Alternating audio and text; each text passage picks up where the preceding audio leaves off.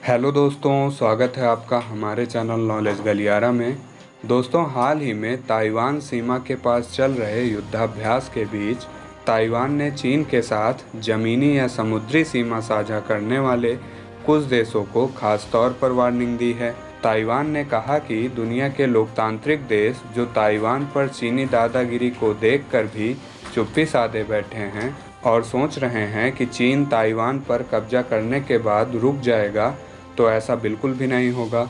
और दोस्तों, ताइवान का ऐसा कहना कुछ हद तक सही भी है, क्योंकि चीन कब्जे को लेकर अपनी विस्तारवादी नीतियों को बढ़ावा देने के लिए एक खास स्ट्रेटजी बनाकर बैठा हुआ है।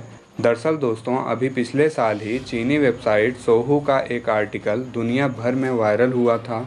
और आपको बता दूं कि सोहू वेबसाइट, जो कि चाइनीज़ गवर्नमेंट का दुनिया भर में प्रोपेगेंडा फैलाती है, के इस आर्टिकल में चीन के महत्वाकांक्षा की पोल खुल गई थी, जिसमें कहा गया था कि चीन 2025 तक ताइवान को अपना पार्ट बना लेगा और इसके बाद चीन रणनीतिक रूप से महत्वपूर्ण दक्षिणी चीन सागर पर फोकस करेगा और 2030 तक फिलीपींस और वियतनाम जैसे देशों को हराकर दक्षिणी चीन सागर पर पूरी तरह से कब्जा कर लेगा।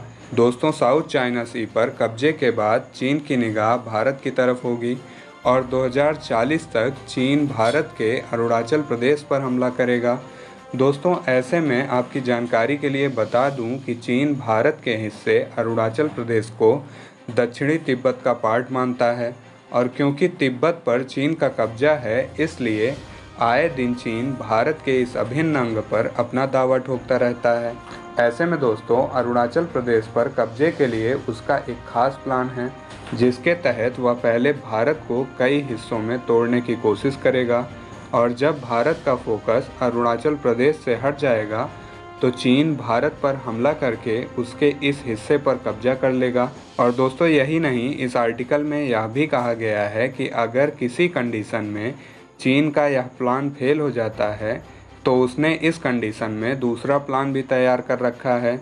दूसरे प्लान के अकॉर्डिंग चीन पाकिस्तान को कश्मीर पर हमला करने के लिए कहेगा और दूसरी तरफ से चीन अरुणाचल प्रदेश पर हमला कर देगा। और दोस्तों, चीन का ऐसा मानना है कि भारत दो मोर्चों पर एक साथ युद्ध नहीं लड़ सकता और ऐसी सिचुएशन में भारत कश्मीर और अरुणाचल प्रदेश को खो देगा। भारत पर हमले के पश्चात चीन 2045 तक जापान के समुद्री हिस्से यानी सेंकाकू द्वीप पर अपना लाल झंडा लहराएगा और मंगोलिया पर हमला करके उसे चीनी इनर मंगोलिया का हिस्सा बना दिया जाएगा। दोस्तों, चीन की महत्वाकांक्षा का अंदाज़ा आप इसी बात से लगा सकते हैं कि मंगोलिया पर आक्रमण के बाद चीन अपने सहयोगी रूस को भी नहीं छोड़ने वाला और इसके रूसी नियंत्रण वाले चीनी क्षेत्र को 2060 तक चीन में मिला दिया जाएगा। इसी बात को लेकर ताइवान के फॉरेन मिनिस्टर जोसेफ वू ने इन देशों को आगाह किया है।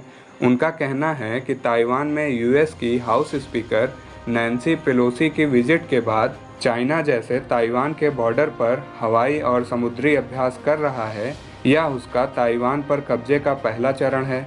इसके बाद चीन यहीं तक नहीं रुकने वाला, वह अपने इन्फ्लुएंस को पूरे साउथ ईस्ट और साउथ एशिया तक बढ़ाना चाहता है। दोस्तों, रेफरेंस के लिए आप रॉयटर्स न्यूज़ के आर्टिकल का स्क्रीनशॉट भी देख सकते हैं। ऐसे में दोस्तों, ताइवान का कहना है कि सभी फ्रीडम लविंग कंट्रीज़ को चीन की दादागिरी रोकने के लिए साथ में आना चाहिए। ऐसे में दोस्तों, ताइवान के फॉरेन मिनिस्टर की यह चेतावनी काफ़ी हद तक ठीक भी है, क्योंकि चीन इस रिपोर्ट में किए गए दावों को समय समय पर उठाता रहता है।